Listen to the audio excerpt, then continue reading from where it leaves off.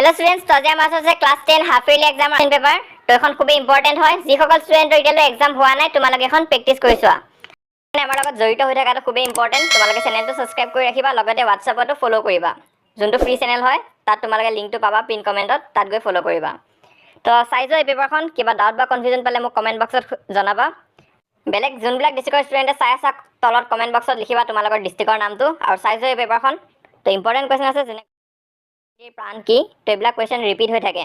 তো প্ৰেক্টিছ কৰি যোৱাটো খুবেই ইম্পৰ্টেণ্ট হয়। তো এখন প্ৰেক্টিছ কৰি যোৱা 2024 কুৱেশ্যন পেপাৰ হয়, এখন প্ৰেক্টিছ কৰি যোৱা। তো চাই যোৱা এই পেপাৰখন।